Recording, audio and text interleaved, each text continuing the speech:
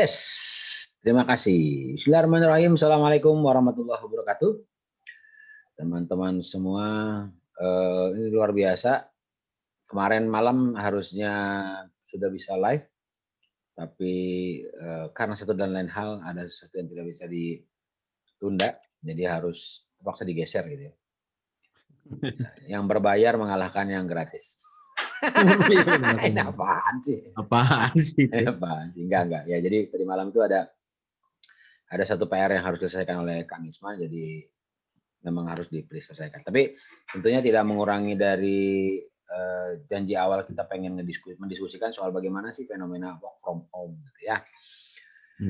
Nah, teman-teman ini yang baru gabung silakan ya kasih kodenya, jempolnya, asik ya.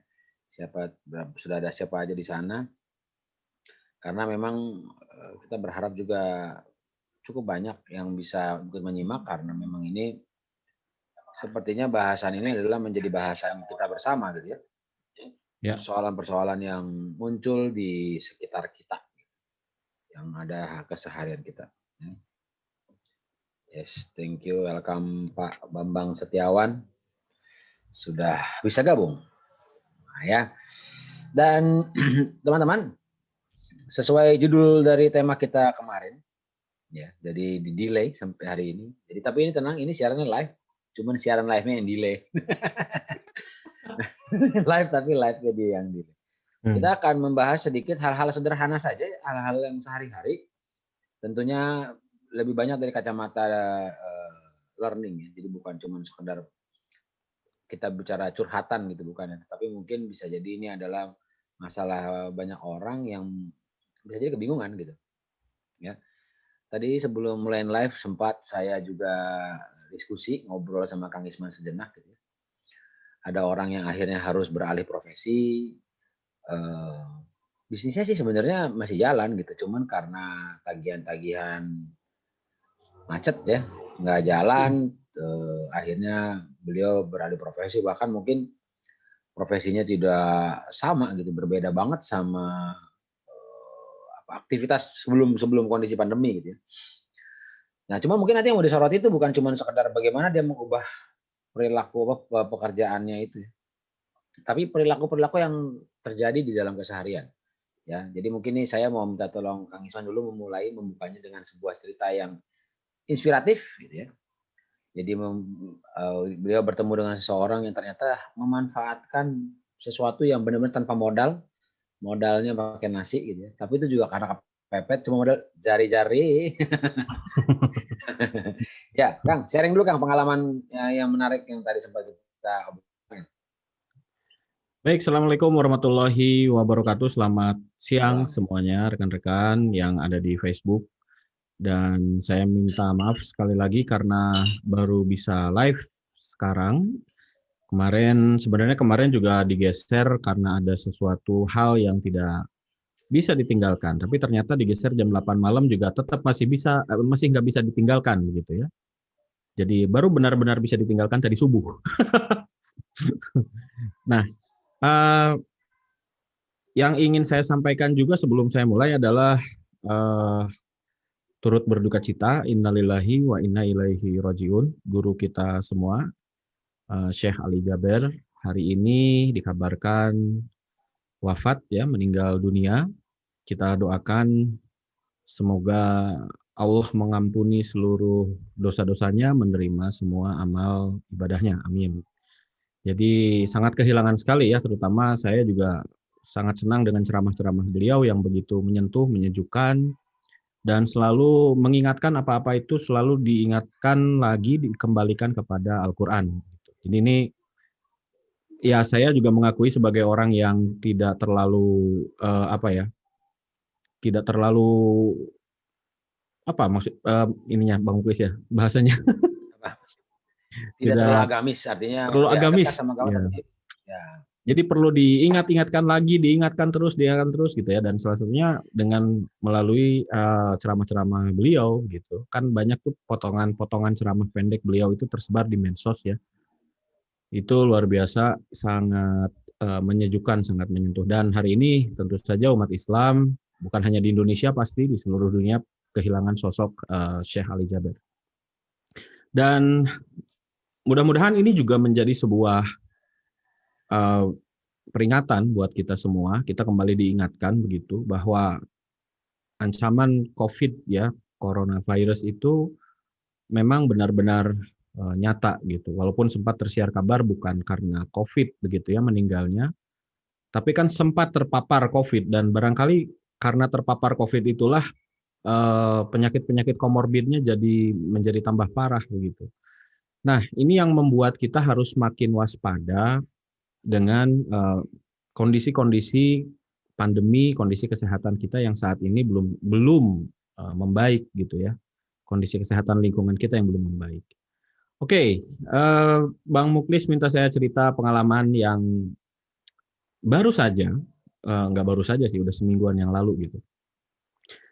Saya alami gitu ya. Jadi ceritanya saya ini punya kebiasaan dipijat gitu, teman-teman sekalian ya. Jadi kalau misalkan udah pegel-pegel ngisi training, terus baik itu online atau offline, ya itu suka dipijat. Karena saya di 2011 itu ada riwayat kelelahan kronis ya, jadi badan saya itu gampang tegang gitu, ya sering kram begitu ya.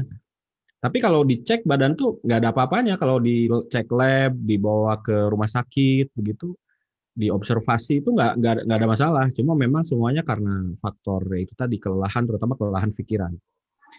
Nah, sejak saat itu saya mulai menemukan satu cara yang membuat saya jadi bisa kembali pada stamina yang normal, itu adalah dengan pijat refleksi gitu. Jadi sederhana, saya itu obatnya tinggal dipijat aja gitu. Ya. Dan seperti biasa, seminggu sekali atau 2 minggu sekali itu saya dipijat ya, karena aktivitas saya kan banyak ya, apalagi kalau sudah sampai begadang-begadang gitu ya. Malamnya bikin desain training, bikin materi training, bikin proposal, bikin apa gitu. Besoknya tanpa sempat istirahat, besoknya harus langsung ngisi training. Atau rapat-rapat konsultasi dan sebagainya. Nah, itu cukup melelahkan sehingga butuh pijat-memijat itu. Nah, ceritanya saya punya langganan yang biasa datang ke tempat saya. Cukup jauh ya di kawasan Bandung Utara. Jadi saya tinggal di Bandung Timur. Jadi dari utara ke timur itu perjalanannya cukup jauh. Tapi memang orangnya kepake gitu ya, jasa pijatnya itu.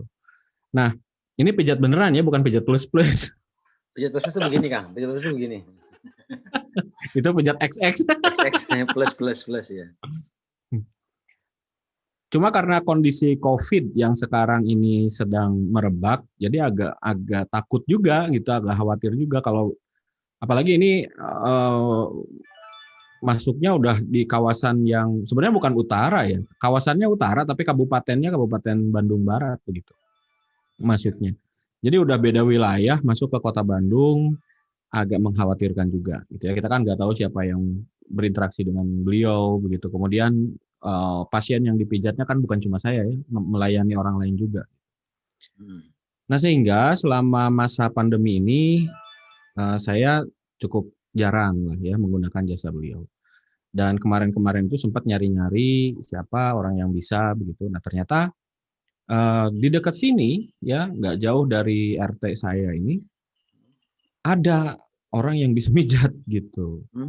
Padahal kesehariannya bukan sebagai tukang pijat. Saya sempat beberapa kali ketemu dengan si bapak ini, tapi saya nggak menyangka bahwa beliau ini bisa mijat. Nah, jadi ya setelah nyari-nyari ketemulah orangnya. Oh, si bapak ini begitu ya. Inisialnya sebutlah Mawar begitu. Waduh. Oh, Bapak kenapa jadi Mawar? Mawar. Mawar Melati semuanya indah. Ntar suaranya jadi yang suara robot itu, Bang. Bukan suara robot, suara perempuan ini. Halo. Ada awalnya. Ada awalnya, ini apaan sih? Awalnya coba-coba. Ya, sebutlah bapaknya Bapak S gitu ya. Bapak S ini sebenarnya kesehariannya bukan tukang pijat gitu. Dia itu bekerja di ya karena saya juga biasa ketemu dengan beliau gitu, berpapasan, terus kemudian ya sedang kalau lagi normal ya sebelum kondisi COVID itu berpapasan, ngelihat beliau ini beraktivitas, jalan warawiri sana sini, pakai baju dinas lah ya istilahnya. Memang tidak pernah menyangka bahwa beliau ini tukang pijat gitu. Bukan tukang pijat, bisa mijat gitu ya. Nah, ketika saya tahu bahwa orang ini ternyata adalah orang yang biasa sehari-hari saya temui gitu ya, berpapasan dengan saya, dan ketika mijat saya itu, ya saya tanya-tanya gitu, Pak, saya tuh ketemu Bapak bukan pertama kali ini kok, saya nggak nyangka Bapak bisa mijat gitu kan. Nah, akhirnya ceritalah dia, ya gimana lagi kondisinya begini, dia memang istilahnya tuh pernah belajar gitu, pernah belajar karena ini ilmu turunan, ilmu warisan di keluarganya. Cuma nggak dipakai, jadi dia pakainya tuh untuk keluarga sendiri aja, buat istri, buat anak gitu, buat siapapun di anggota keluarganya lah, ya untuk memijat itu. Selama ini nggak dia pakai karena aktivitas dia bukan di situ. Jadi aktivitasnya selama ini tuh kalau bisnis ya, bisa dibilang bisnis tuh masukin ini supplies, office supplies ya ke perusahaan-perusahaan. Jadi ATK, alat-alat seperti alat komputer, bagian kertas-kertas dan sebagainya. Pokoknya kebutuhan ATK kantor lah, general trading. Nah, kenapa jadi terjun ke dunia pinjam mijat? Karena semenjak COVID-19 kemarin, ini cerita dia gitu ya, administrasi perusahaan itu jadi kacau. Jadi administrasi perusahaan yang menggunakan jasa beliau ya, yang dimasukin barang-barang dan sebagainya itu kacau gitu. Jadi biasanya tuh normal katanya sebulan sekali kami dapat pembayaran, atau ya 90 hari lah paling lama. 90 hari. 45 hari lama amat cuma bulan. 60 hari, 3 bulan. 45 hari lah gitu, paling ini sebulan setengah gitu ya. Tapi begitu ada kondisi COVID begini, itu sering delay gitu, ada yang sampai 2 bulan, kadang nyampe ke 3 bulan begitu. Jadi memang kacau sekali. Nah, sementara kebutuhan sehari-hari beliau, kebutuhan bulanan beliau dan keluarganya itu tidak mengalami penurunan, ya tidak berkurang. Ya contoh misalkan listrik, ya listrik segitu-gitu aja, mau COVID mau nggak COVID ya tarif listrik ya segitu begitu ya. Kemudian misalkan pulsa internet, pulsa HP misalnya tetap segitu tarifnya. Belum lagi biaya provider internet dan sebagainya gitu ya. Memang segitu-segitu aja. Nah, singkat cerita, di awal-awal beliau masih bisa bertahan, lalu menjelang udah masuk ke bulan puasa, habis Lebaran, situ udah nggak bisa lah, udah nggak sanggup gitu ya bertahan dengan cara seperti itu. Akhirnya dia berinisiatif kalau pagi-pagi sampai dengan sore itu dia beraktivitas seperti biasa, mencari orderan, kemudian dia juga mendampingi anaknya belajar online. Nah, kalau sore ke malam itu beliau nawar-nawarin ini jasa memijat gitu. Ya, jadi malam tuh biasanya habis maghrib dia mulai aktif gitu. Siapa yang mau dipijat apa kayak gitu. Nah, yang menarik dari ceritanya Bapak S ini ya, ternyata dunia kita juga, dunia provider training, dunia jasa konsultasi, jasa provider training itu mengalami hal yang sama ya. Saya pernah dapat cerita dari beberapa rekan gitu. Ternyata menghadapi hal yang sama begitu. Bayaran begitu, alasan kayak misalnya harga turun udah nggak sama lagi dengan situasi yang biasanya gitu. Terus udah gitu bayarnya lama gitu. Kebayangkan udah kecil bayarnya lama. Alasan adalah ternyata pertama WFH itu Bang Muklis. Yes. Contoh nih, misalnya si Bapak S ini tadi ya, dia kirim penagihan. Terus dicek gitu. Pak, Bu, saya udah kirim invoice untuk bulan ini misalnya. Saya udah kirim invoice-nya untuk tagihan bulan Desember misalnya. Nah, si orang yang ngurusnya ini WFH. Oh ya Pak, nanti saya cek ya. Kebetulan saya lagi WFH, jadi belum terima itunya dokumennya. Nanti pas saya masuk, saya tanya ke security. Nah, itu biasanya yang terjadi. Ya, Kang, boleh 2-3 hari kemudian. Boleh Kak sebentar, Kang. Ini ada pesan katanya suaranya hilang. Coba teman-teman yang sudah mendengarkan, apakah di tempat lain ini tadi Pak Bambang Setiawan katanya suaranya hilang. Apakah ada yang lain yang merasakan suaranya ikut hilang? Daripada Kang Isman ngomong panjang lebar nggak ada suaranya. Bisa dicek ya.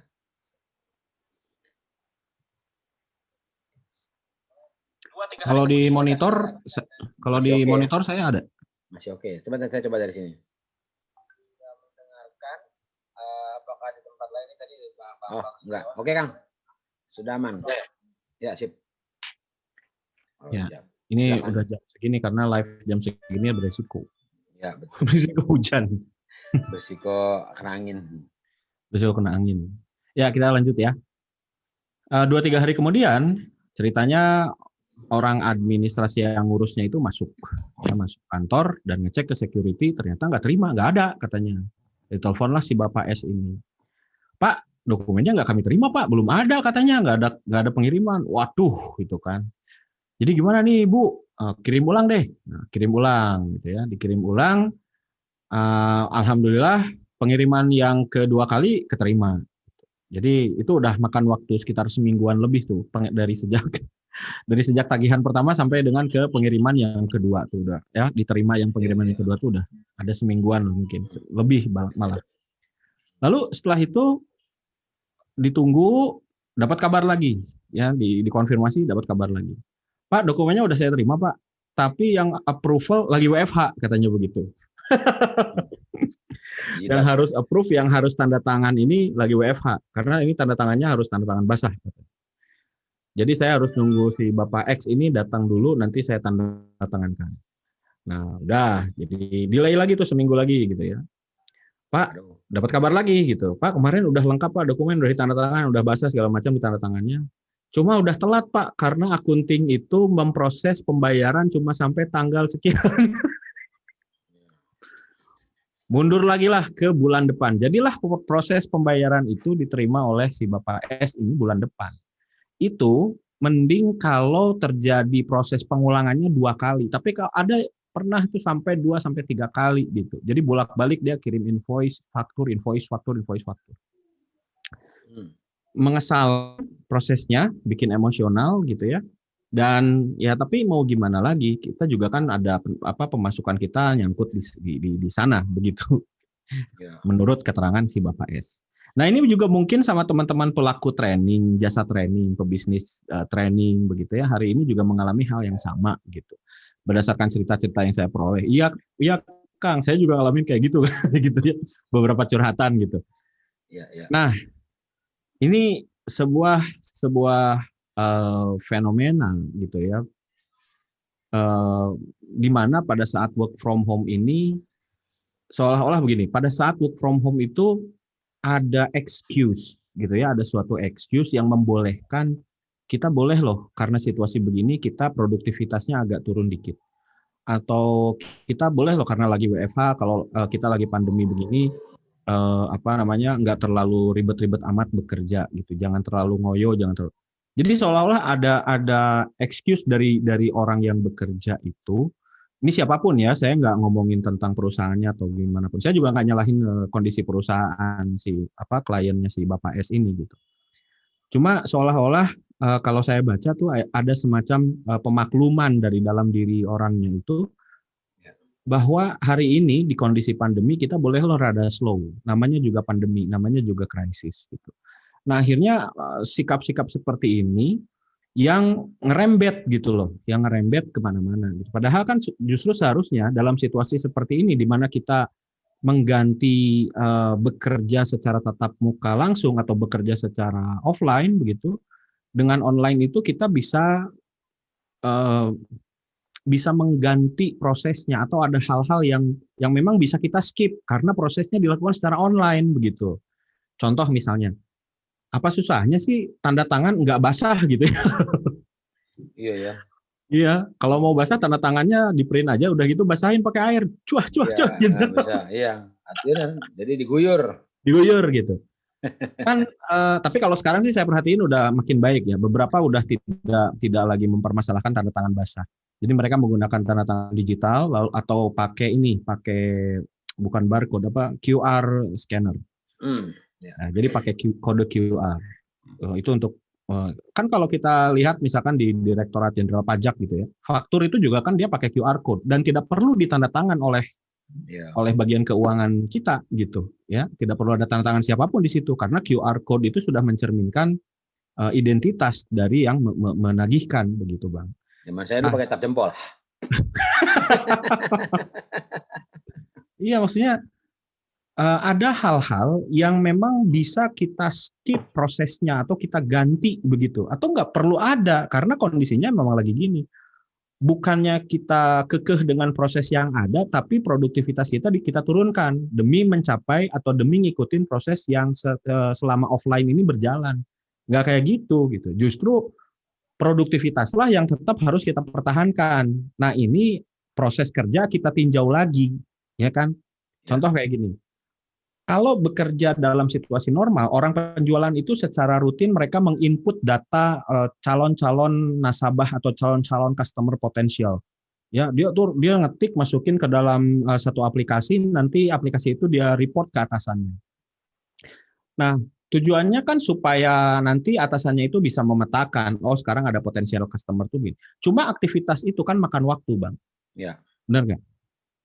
Di masa-masa sekarang, di masa-masa kita WFH, tujuannya itu kan orang tetap bisa jualan tanpa harus banyak embel-embel ini itu gitu. Jadi mungkin barangkali kalau gini, mencari customer-nya masih harus ya, mencari calon customer yang prospektif itu masih harus. Tapi kalau dia harus melakukan proses administratif, menginput data, melaporkan kepada atasan sebelum dia jualan gitu, itu kan bisa makan waktu berhari-hari begitu untuk bisa langsung jualan. Gitu. Mendingan ketemu calon prospek, janjian langsung jualan. Itu aja dulu yang penting untuk sekarang gitu. Kalau misalkan nanti di situasinya sudah normal lagi atau menuju ke normal, kita baru benahi proses itu lagi gitu.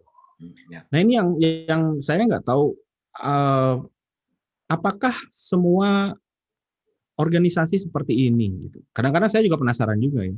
Apakah semua organisasi seperti ini? Emang kayak tanda tangan basah itu harus wajib begitu ya?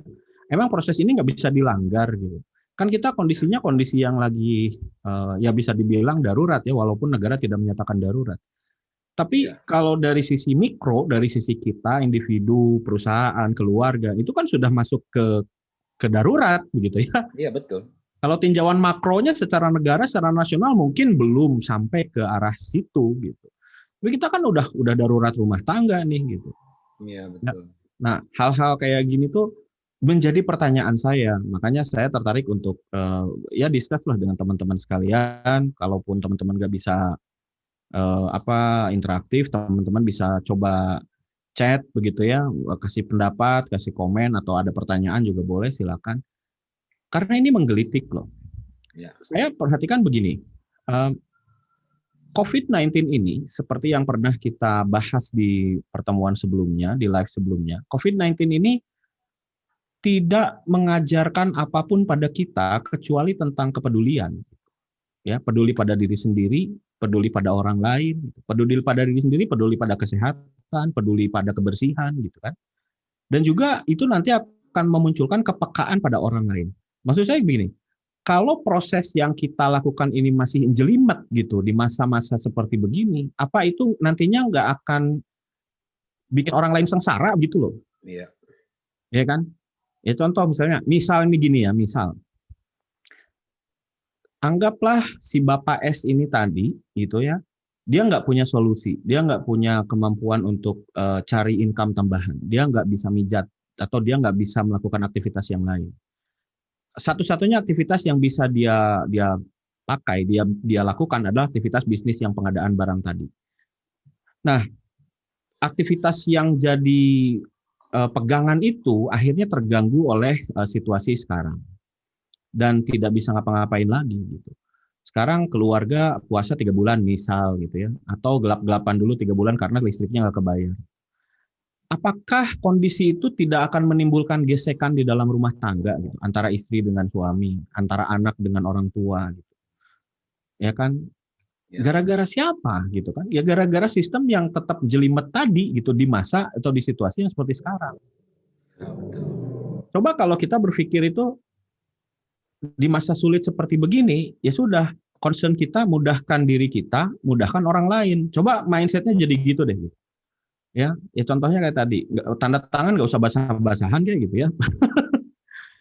Bikin QR code kayak, bikin apa kayak, bikin digital signature kayak gitu. Ya, atau kalau dalam proses training itu kan ada yang intinya itu kan materi terdeliver dengan baik, pokok bahasan utamanya itu tersampaikan. Nah, pokok-pokok bahasan yang lain-lain nggak usah dimasukin deh gitu. Yang intinya aja, karena orang juga belajarnya sekarang juga singkat-singkat, pendek-pendek waktu belajar orang itu gitu. Di masa-masa seperti sekarang, waktunya nggak leluasa, waktunya nggak luas. Ya bisa dibayangkan aja soal waktu yang tidak luas ini gitu. Saya punya anak, teman-teman juga mungkin punya anak ya, orang-orang yang seusia saya gitu, 40-an lebih, 20-an lebih gitu. Itu bisa bisa merasakan gitu gimana kita harus ngebimbing anak kita go online, ya kan? Belum bisa dengan menggunakan Zoom, belum bisa dengan menggunakan Google Form, belum bisa mendownload apa dari Google Drive dan sebagainya. Kan kita juga harus bimbing terus. Belum, kita juga nggak boleh lengah dengan anak-anak karena siapa tahu anak-anak ini begitu pegang gadget bukannya belajar tapi malah main game.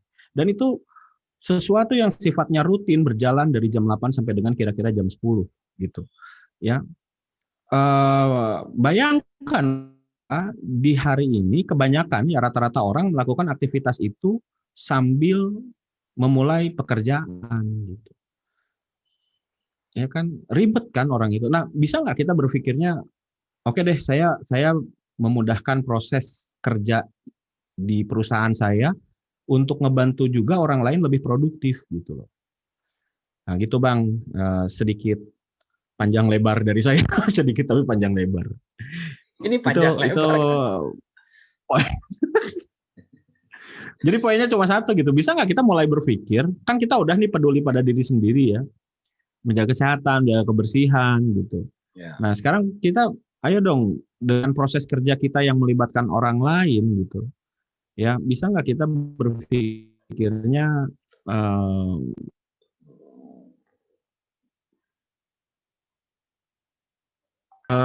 jangan hitungan. Ya. Bahkan saya pernah diskus ya dengan satu ahli ekonomi lah, dengan seorang ahli, bilang gini, di masa krisis sekarang kalau Anda punya duit jangan ditabungin gitu. Dia bilang gitu Bang. Masa krisis sekarang kalau Anda punya duit itu harusnya dibelanjakan. Ya, jangan ditabungin, jangan wait and see gitu ya. Udah belanja aja yang banyak gitu. Cuma catatannya satu, belanjanya di UKM, gitu. Belanjanya di warung-warung, belanjanya. Kenapa? Karena itu nanti akan ngedorong perputaran uang itu tetap ada. Gitu. Karena yang jadi masalah sekarang ini adalah masyarakat itu nggak pegang duit gitu. Akibat semua orang yang harusnya ada dalam putaran ekon uang itu, aliran cash itu terganggu ya hanya karena ada sumbatan di satu titik gitu. Ya contoh kayak tadi misalnya, tiba-tiba pembayaran jadi tertunda-tunda, itu kan merupakan sumbatan gitu kan. Akibatnya apa? Akibatnya si Bapak S ini tidak pegang uang. Akibat dia tidak pegang uang, dia jadi ada masalah gitu. Tapi kalau misalkan kita punya duit gitu ya, kita punya duit, dibelanjain aja sehingga orang itu kan yang namanya uang itu muter kan kemana-mana gitu kan. Kita beli es krim gitu ya, kemudian nanti tukang warungnya juga dia perlu makan, duit dari keuntungan jualan es krim itu dia pakai untuk beli beras gitu, nanti pindah ke tukang beras uangnya gitu kan, nanti beli uang dari tukang beras itu pindah ke gudang beras, nanti uang dari gudang beras pindah ke petani bisa belanja lagi, terus aja muter gitu. Economic cycle. Iya, jadi jalan ekonominya gitu. Jadi hari ini kalau Anda ngambil keputusan menabung, ya oke.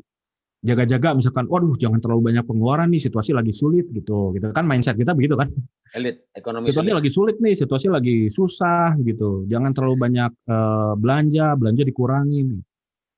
Itu menyelamatkan, tapi menyelamatkan individu saja, menyelamatkan diri Anda sendiri aja. Gitu kata seorang ahli ekonomi yang saya temuin gitu.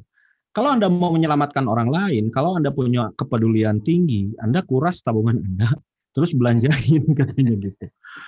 Wah, Prof, Iya. kata saya tuh ya.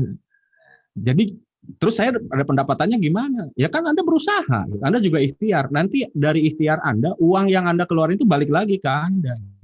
Jadi kita berikhtiar nih kayak narik lagi duit kita, Bang, gitu. Narik lagi duit kita, which is itu adalah sebenarnya duit yang pernah ada di kita, yang pernah kita pegang, pernah kita keluarin gitu. Jadi Ya. itu cycle ekonomi gitu. Ya. Gitu. Kalau pas ada kan. Jadi gitu, Bang. Iya, siap. Hah? Kalau pas ada sih. Iya, kalau pas ada mah belanjain aja. Iya, Suruh anak jajan kayak, suruh apa kayak gitu. Iya benar. Oke, menarik. Jadi memang ya ini teman-teman silakan ya mau berpendapat ataupun juga berkomentar gitu di komen di Facebook Kang Isman boleh. Saya sebenarnya sebelum masuk ke konteks Kang Isman ini ada pertanyaan menggelitik gitu ya. Kang ini agak out of konteks sedikit ya Kang, boleh ya? Dikit aja. Oh iya, boleh. Nggak jualan training kan? Enggak jualan training. Nanti habis ini. Kemarin tuh ada yang nanya, Kang, besok live ya? Tapi nggak pakai marah-marah ya, Kang? Ya, Aduh. saya pikir ini juga perlu dijelaskan gitu, Kang ya. Artinya ini juga mungkin terjadi kenapa? Karena itu salah satu kan kalau tadi Kang Isman melihat bahwa ada orang yang pulang ke rumah, kerja di rumah berubah karakternya. Tapi ini sekarang suasananya berubah, karakternya nggak mau berubah gitu kan. Kebalik ya. Jadi kemarin dia karena keadaan dia berubah, kalau sekarang ada apa gara-gara keadaannya yang berubah, dia nggak berubah-berubah gitu. Akhirnya susah sendiri gitu kan. Itu boleh dijelaskan Kang? Asik. Sebenarnya nggak perlu dijelaskan. Biarin aja begitu adanya. Biarin aja. Ya, baik. Ya, jadi yang Ya, bertanya gimana? gini, 10 bulan saya bikin konten, 10 bulan saya bikin video YouTube, 10 bulan saya bikin video-video materi pelatihan, 10 bulan itu saya juga live, ya baru kemarin mungkin ya terasa ada sedikit gaspol begitu. Oh. Ya saya pikir kita semua ada kesalnya gitu Bang. Kita semua ada kesalnya. Benar nggak Bang? Yes, pasti Kang. Jadi itu juga sempat ada yang nge-WA saya tuh, ada yang nge-WA, Kang bahasanya jangan gitu dong, ada bodoh, tolol segala macam gitu. Kan nggak pantas, nggak etis. Karena tiap orang juga kan punya perspektifnya masing-masing. Tiap orang punya pertimbangannya masing-masing. Kang Isman nggak bisa ngelihat orang yang nggak bisa kerja online itu sebagai apa namanya penyebab begitu. Nah saya bilang gini, ini orang yang nggak bisa kerja online, emang saya nggak salahkan sebagai penyebab, tapi perilaku mereka yang barangkali tidak mencoba, tidak belajar, itulah yang bikin repot kita semua. Gitu. Jadi hal-hal kayak gitu yang bikin kita gemes, yang bikin kita kesel. Gitu. Dia bilang lagi, terus ada lagi yang WA lagi, yang Facebook nge-DM gitu, direct message.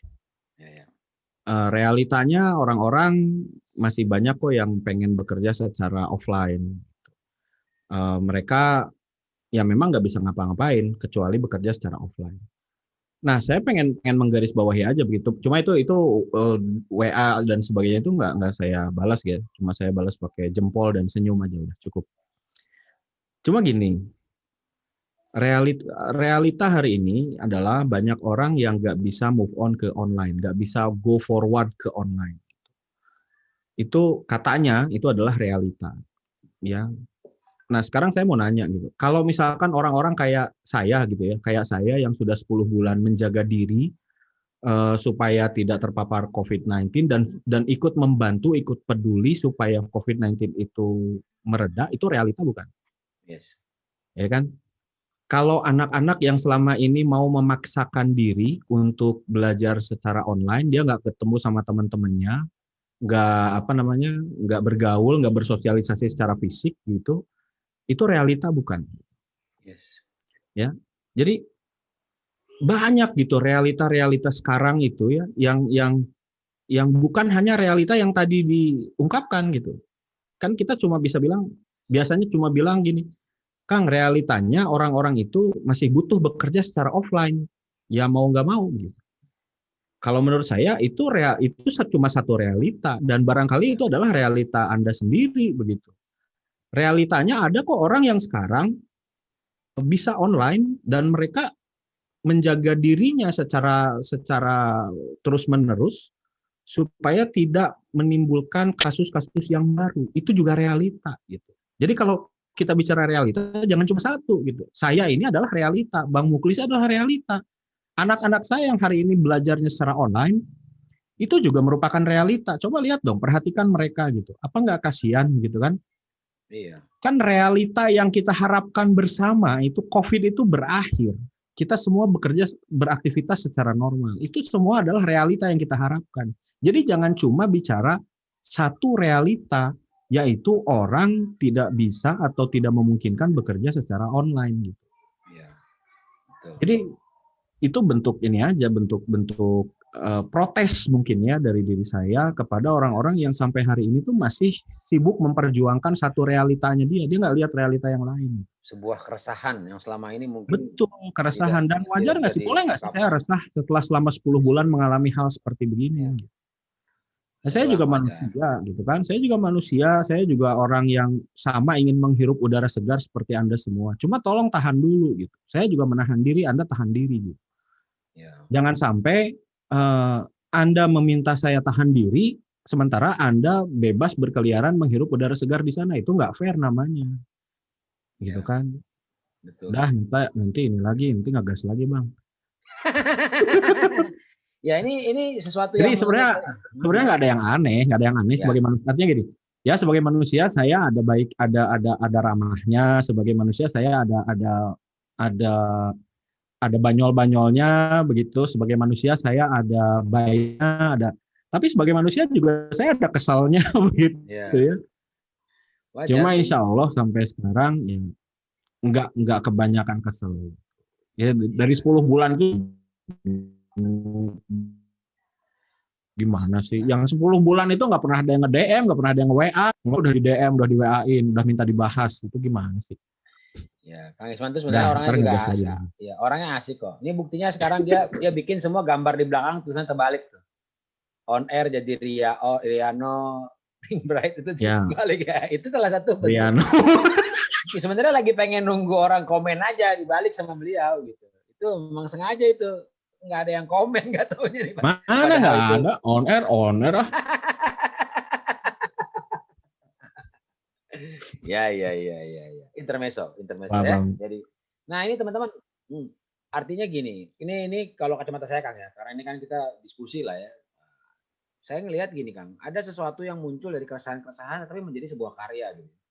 Contoh, orang resah keluarnya jadi materi stand up comedy. Itu salah satunya. Orang resah protes keluarnya jadi musik jazz di Amerika sana. Orang-orang kulit hitam mengubah protesnya seperti itu. Nah, mungkin ini yang menarik Kang di kita bahwa teman-teman mungkin ya artinya bisa jadi di sini kan ada trainer juga, ada orang learning design juga, mungkin ada masyarakat umum juga. Bisa melihat sudut pandang yang berbeda gitu kan dari kondisi yang ada hari ini. Kita udah sering banget tuh dapat motivasi soal pandemi gitu. Tapi kan kita mengatakan orang suruh bersabar itu justru malah orang nggak jadi sabar kan. Sabar gitu Ya. ya. Akhirnya orang lu bilang sabar. Ini kejadian seperti beberapa tahun yang lalu adiknya almarhum ayah saya, paman saya, istrinya meninggal dunia. Sebelum semua pelayat pulang, tinggal ada saya sama paman saya gitu. Kita ngobrol di teras rumahnya, kebetulan rumahnya cukup luas gitu, depan ada taman gitu ya. Dia duduk sambil dekat sama saya ngobrol. Belum pandemi lah, masih jauh ya, 2 atau 3 tahun yang lalu. Terus dia cerita sama saya begini, semua orang meminta saya bersabar. Oh iya Pak Le gitu. Saya kebetulan manggil beliau Pak Le karena kami dari Jawa Timur. Iya Pak Le, sabar ya Pak ya. Mereka ngerti nggak sih? Kalau mereka ada di posisi saya sudah menyiapkan sabar saya itu sebelum mereka ngomong gitu. Semakin mereka ngomong saya suruh sabar, saya ngerasa seolah-olah seperti saya dianggap nggak Tidak sabar sabar. gitu. Mereka kayak nggak percaya kalau saya itu sabar gitu kan. Iya, Pak Le itu ngerti gitu kan. Ya wis Pak Le, saya pulang, ya udah kamu yang sabar ya. Loh, kenapa saya yang suruh sabar Pak Le? Ya kan Pak Le mesti ngomong sama siapa, nggak ada yang disuruh sabar sama Pak Le. Saya udah mulai sabar. Jadi saya yang disuruh sabar gitu kan. Artinya kan ada suatu kondisi di mana orang nggak terlalu butuh nggak terlalu butuh dibilang sabar gitu. Tapi dia mungkin lebih harap dimengerti. Saya pengen dimengerti gitu bahwa ini ada sesuatu yang berubah dan mungkin ada satu hal yang dari teman ngomong aja lah gitu kan. Itu Iya. sih kadang-kadang yang mungkin dilupakan sama orang. Semua orang ngerasa hidupnya susah. Memang semua sedang susah. Tetapi orang akhirnya jadi abai gitu kan. Gue juga lagi susah. Bahkan ada lomba ini kan. Kalau orang kan sombong-sombongan kaya gitu, ini sombong-sombongan miskin. Ya ada ibu-ibu tetangga rumah saya itu belanja sayur pakai masker. Wah suami saya barusan dipecat. Wah masih mending bu.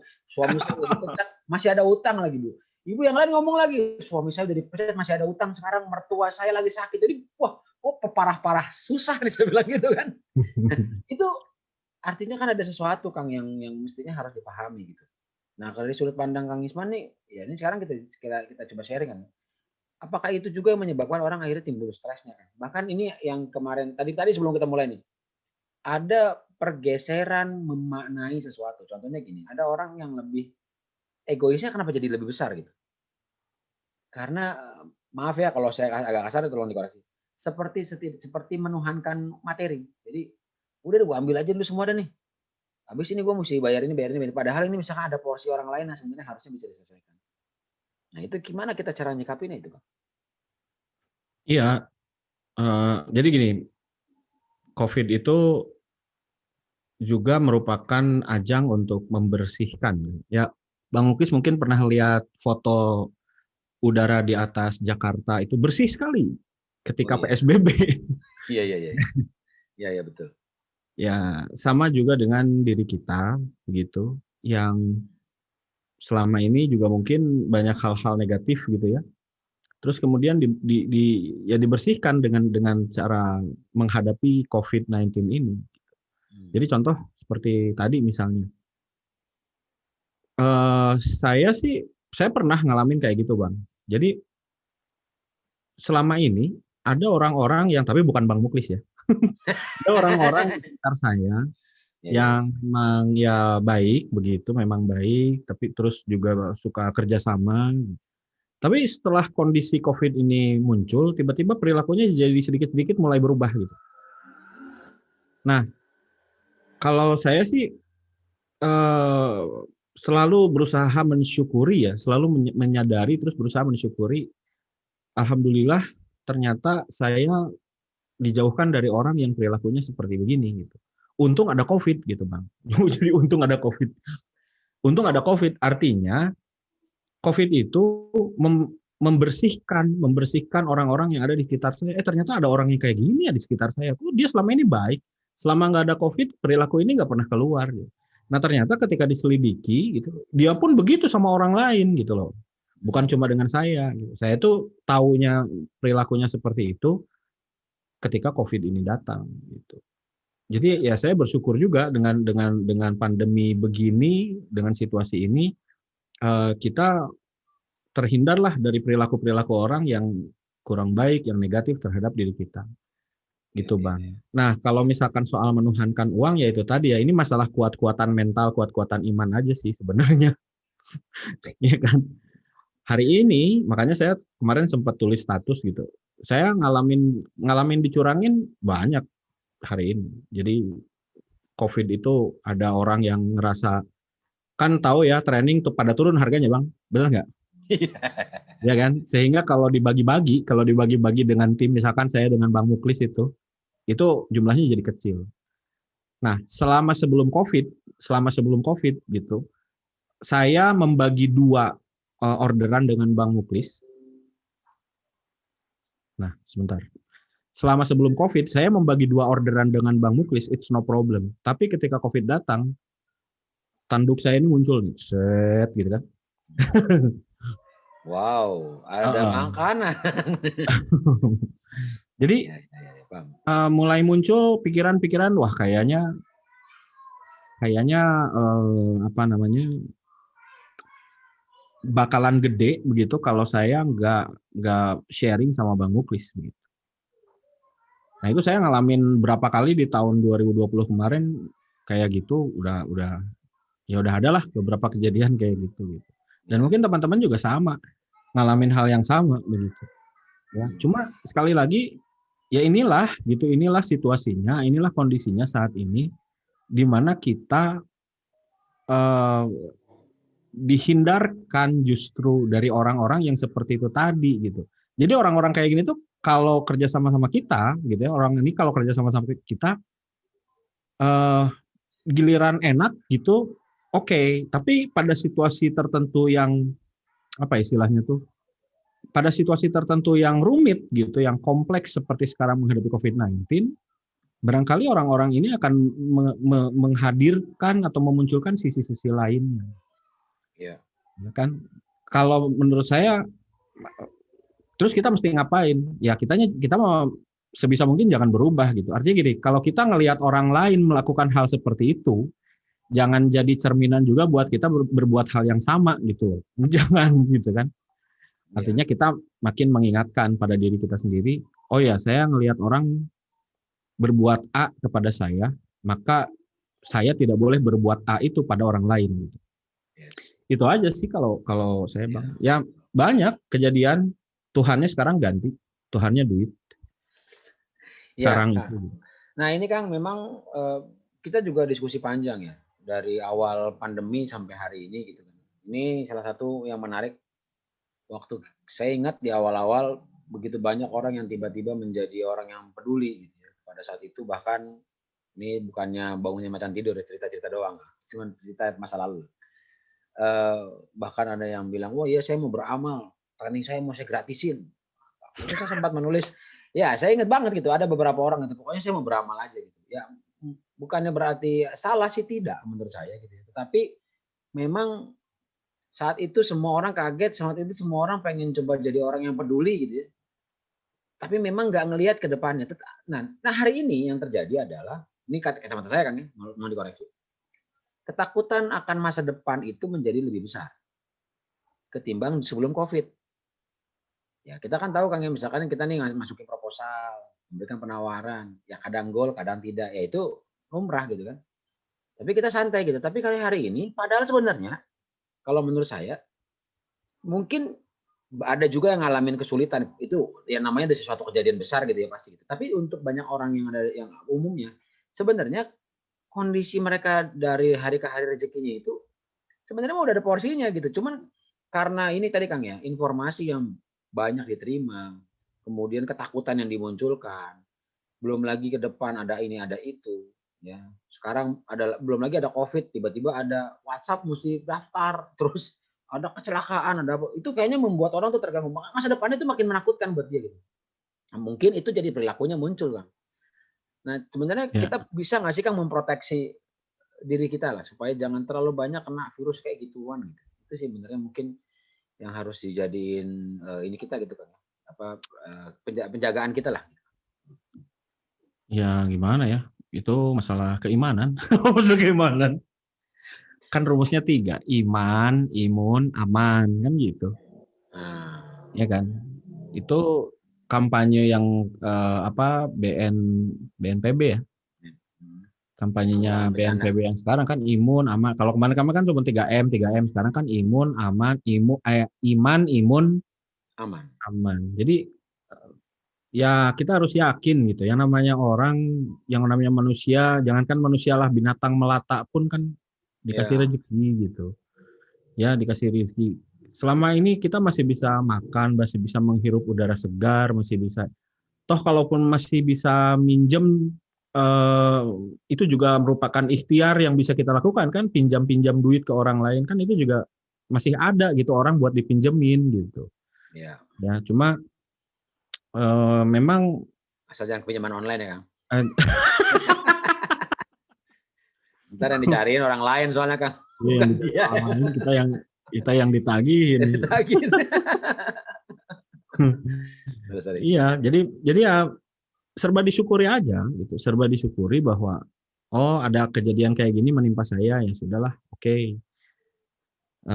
Paling kita benahi apa yang harus dibenahi gitu kan. Oh sama orang kayak gini nggak usah kerja sama lagi deh. Oke, mungkin itu untuk sementara yang bisa memproteksi kita gitu kan. Jangan kita juga terlalu terlena.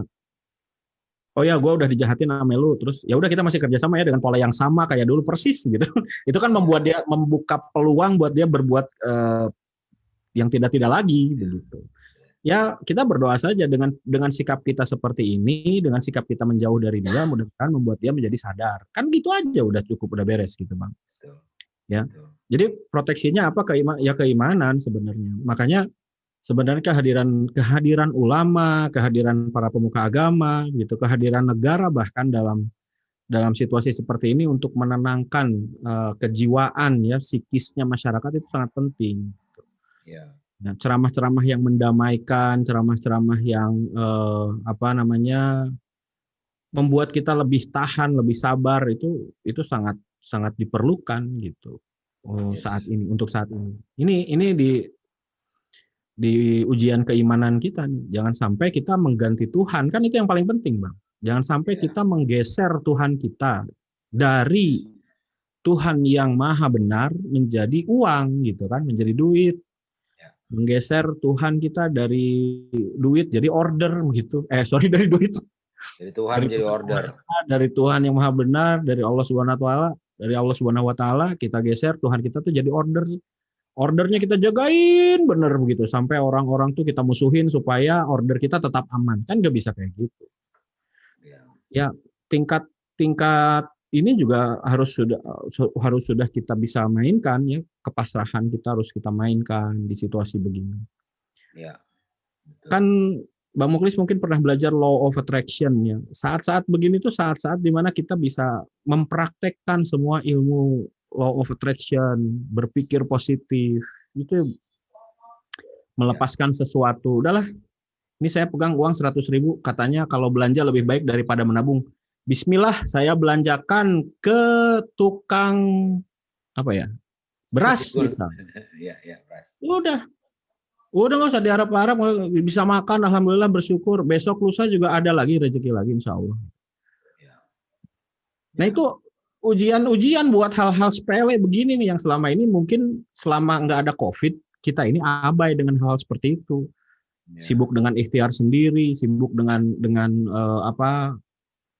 target-target, begitu merasa bahwa segala sesuatu itu milik kita dan itu. Ya, menarik Kang. Betul. Ini seru Kang. Dan ini satu hal juga ya perlu teman-teman ini sekalian menjawabnya. Kemarin itu banyak yang nanya ke saya, termasuk ke Mbak Ica gitu ya, nanya, Kang kenapa harga Trainingsindo pada naik gitu. Gini teman-teman sekalian, sebenarnya yang kita lakukan ini ya seperti kita rapat akhir tahun kemarin kan Bang Muklis ya, menetapkan harga itu gimana. Kan aspek yang kita lihat itu bukan cuma untuk kecukupan kita membayar trainer, membayar moderator, membayar kelas leader, bukan cuma untuk itu kan. Tapi kita juga ingin memperhatikan keseimbangan di pasar ya, di pasar dunia training terutama.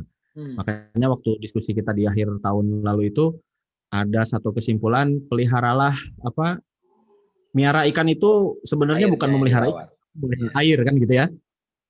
Ya kan? Kalau kita pengen berenang, kalau kita pengen ikan itu sehat berenang di sana, peliharalah airnya. Jadi kalau kita pengen kondisi bisnisnya baik, amankan situasi bisnisnya begitu. Pedulilah terhadap lingkungan bisnisnya gitu. Nah, hari ini Trainingsindo itu ngambil risiko ya. Ini teman-teman tolong dicatat baik-baik ya. Hari ini Trainingsindo ngambil risiko menaikkan harga training. Menyesuaikan. Kenapa? Bukan menyesuaikan, meningkatkan. Kita meningkatkan harga training. 2 sampai 3 kali lipat malah. Yang biasa kita jual cuma 200.000, kita naikin jadi 900.000. Buat apa? Buat ini salah satu kontribusi kita, mudah-mudahan gitu ya. Harga training itu balik lagi jadi normal gitu. Iya. Iya kan? Pasaran berapa? Pasaran sih 200 ribuan. Ya harga training kita berapa bang? Kita ngalamin kan kemarin in-house training cuma 11 juta, 12 juta training 2 hari online begitu. Iya online. Tapi mudah-mudahan dengan harga training kita naikkan lagi, harga public training itu kita naikkan lagi, kita bikin standar sendiri. Mudah-mudahan orang aware. Oh ya, harga training itu kalau turun dari offline ke online itu paling ya turun 2/3 kan seperti diskusi kemarin ya di waktu akhir tahun. Kalau offline itu 3/3, kalau online paling jadi 2/3, jangan jadi 1/4 begitu. Ya kan? Jauh banget. Kalau udah jadi 1/4, apalagi 1/8, apalagi 1/10, wah parah itu. Itu nggak usah bikin training. Karena saya yakin, saya ini gini. Dari beberapa tahun kemarin, termasuk di tahun lalu ketika COVID-19, itu saya keluar masuk Pusdiklat, keluar masuk Learning Center, keluar masuk Corporate University. Saya ngobrol dengan banyak orang di sana. Ya, jadi sebenarnya kalau dibilang anggaran training benar-benar di-cut, dipapas habis, enggak juga. Mereka punya duit, cuma nggak tahu ngebelanjainnya gimana. Ngelihat harga training rusak, ya harga training tadinya 1 juta diobral jadi 75.000 begitu. Market ini bukannya senang. Ini hati-hati ya teman-teman ya. Market ini bukan senang, malah bertanya-tanya. Ini trainingnya dari offline kualitasnya begini, ketika di online kan jadi bener nggak gitu trainingnya gitu. Malah jadi bertanya-tanya. Nah oleh karena itu kita nggak bisa dengan situasi begini terus tuh kita nggak bisa. Nah salah satu gebrakan yang kita bikin di training ini resikonya gede ini, resikonya gede teman-teman. Ya bisa-bisa Bang Muklis nggak ada pendapatan nih bulan ini karena nggak ada yang daftar training. Serius, ini resiko gede. Ya resiko gede yang kita ambil bareng-bareng. Buat apa? Buat ikut menyelamatkan industri pelatihan. Jadi kita harap begini, kita setting harga di misalkan ya balik lagi lah, online training itu 1 juta, online training itu 1,5 juta begitu. Supaya nanti lama-lama perusahaan-perusahaan organisasi itu juga paham, oh ya training itu harganya segini. Akhirnya balik lagi ke kondisi mendekati normal, tapi dengan pendekatan yang online gitu. Ya. Harganya harga mendekati normal, cuma sekarang pelaksanaannya online. Jadi antara online dengan offline itu nggak lagi terpisah-pisah gitu loh. Ini kalau offline segini, kalau online itu 1/4 harganya gitu. Ya saya sih nggak mungkin juga menyalahkan teman-teman yang tadi itu ya, menyalahkan teman-teman yang ngeobral trainingnya dari harga 1 juta jadi 75.000, nggak mungkin juga saya salahkan karena mungkin mereka juga nggak punya strategi apa-apa kecuali banting harga. Kan banting harga itu strategi terakhir kalau dalam bisnis ya, ketika orang udah nggak bisa mikirin strategi bisnis, nggak bisa berkompetisi, ya dia banting harga. Gitu. Diferensiasinya banting harga. Ya barangkali situasi ini terlalu rumit sehingga orang perlu ya pelaku-pelaku bisnis, terutama bisnis training itu perlu untuk mengambil strategi terakhir yaitu banting harga. Ya. Nah hari ini Trainindo itu berusaha gitu ya, sebenarnya sejak akhir tahun kemarin gitu, kita berusaha melakukan normalisasi. Bismillah gitu ya, Bang Muklis waktu itu ya saksinya tuh, menetapkan harga training berapa. Gitu. 1 hari kita tetapkan harga training kita 500.000 gitu. Kalau trainingnya sampai 2 hari itu sampai di 900.000. Ya segitu aja dulu gitu. Nanti kita lihat perkembangan. Nah kita harapkan terjadi satu kenaikan yang terus-menerus sehingga nanti orang tuh makin yakin, oh ya normalnya harga training online itu segini. Nggak ada lagi cerita yang 75.000, yang 25.000, yang gratisan. Itu kan yang tadi Bang Muklis bilang gratisan gitu. Karena gini Bang, sesuatu yang baik ya, sesuatu yang niat baik, ingin hasil yang baik, itu juga harus dilakukan dengan cara yang baik gitu. Kalau kita bikin training itu gratisan, baik nggak itu? Baik, gitu. Baik buat siapa? Buat penerima materi training, buat peserta training. Betul banget gitu. Itu baik. Buat industri, tapi buat industri training secara keseluruhan, secara umum, baik nggak itu? Ya belum tentu gitu kan. Akhirnya mereka yang biasanya menjual training secara profesional, lama-lama tidak bisa lagi menjual training karena orang sudah punya sebuah pemikiran bahwa yang namanya training online itu gratisan. Tuh si Ano tuh dia bagi-bagi training gratis. Ya kan? Ngapain gua beli training, kok training si A, si B, si C, si D itu gratisan semua kok gitu. Secara industri nggak bagus gitu, nggak hidup begitu. Iya. Kan kita sama dengan yang kasihan itu adalah orang-orang yang sudah sejak dari dulu sebelum ada COVID ada, sebelum sejak COVID ada, sebelum online itu marak, ya apa ya, aktivitas mencari nafkahnya itu dari dunia training. Itu kasihan banget gitu. Kalau orang-orang yang baru-baru barangkali ya, kayak saya kan orang-orang baru di dalam training nih. Mungkin kalau training nggak ada, orang baru. Baru apa? baru baru bangkotan. baru 25 tahunan yang lalu. Maksudnya bukan baru, orang yang nggak bisa beradaptasi dengan kegiatan yang lain gitu. Kasihan mereka gitu loh, Bang. Ya. Kalau saya kan bisa jualan apa, jualan ini, jualan itu, jual diri lah, bikin apa, bikinin video apa gitu. Tapi orang-orang yang memang mengandalkan pendapatan dari dunia training gitu, itu kasihan. Gitu. Ya, di satu sisi memang bagus, Anda punya niat yang bagus untuk membagi-bagikan ilmu supaya orang jadi cerdas, bagus. Tapi ingat, niat yang baik, hasil yang baik itu juga harus dipastikan dilakukan dengan cara yang baik juga gitu. Jangan sampai membuat orang lain jadi merasa terugikan gitu. Ngapain kamu banting-banting harga? Banting-banting harga ya karena saya ingin bagi-bagi ilmu buat seluruh segala macam gitu ya. Ya, tapi kalau itu akhirnya membuat price di market itu menjadi downfall begitu ya, menjadi apa istilahnya itu terjun begitu, menjadi terjun bebas begitu. Itu jadi tidak baik juga gitu. Ya kan? Shock nanti para pelaku training. Akhirnya apa yang muncul? Kalau gitu saya pengen offline aja. Offline lebih masuk akal daripada online harganya. Nah, muncullah orang-orang yang akhirnya maksa pengen offline. Dia paksakan jualan training secara offline. Kemudian ada juga peserta-peserta training atau perusahaan-perusahaan yang memang nggak bisa go online, mereka juga pengen offline. Ketemulah dua pihak ini, dilaksanakanlah pelatihan offline. Lalu merebaklah kasus COVID. Nah, itu kan rentetan kejadiannya gitu loh. Ya, jadi di hari ini, di saat ini tidak ada yang bisa kita lakukan kecuali kita jauh lebih peduli dengan orang lain gitu, dengan pihak-pihak yang ada di sekitar kita. Mau itu keluarga, mau itu teman baik, mitra bisnis, mau itu investor. Mulailah kita peka dengan keadaan-keadaan mereka gitu. Tetangga kita gitu ya. Ya, itu kita pakai rumusnya itulah. Nggak harus nunggu berlebih punya uang gitu. Anda punya uang hari ini belanjakan, sampai nggak ada uang di saku Anda gitu. Itu rumusnya ahli ekonomi, Bang.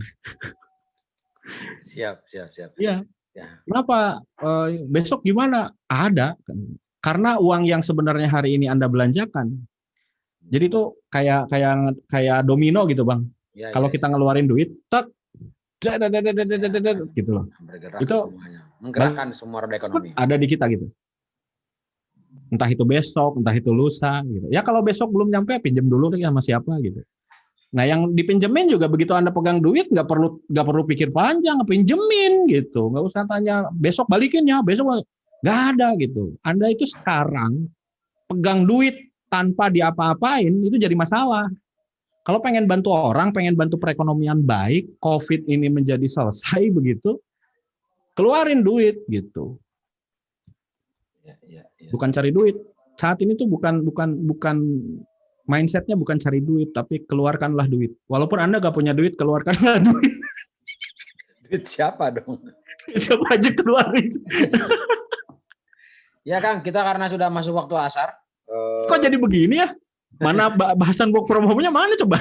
Ya kita sambung lagi nanti dah. Ya, sambung lagi. Pokoknya yang penting satu, konklusinya adalah kita harus menjadi influence atau menularkan hal positif saat kondisi ini. Dan tidak selamanya segala sesuatu yang murah kita harus kondisi ini semua jadi murah, akhirnya jadi murahan gitu. Tapi kita juga harus menyesuaikan dengan effort dan kondisi yang ada.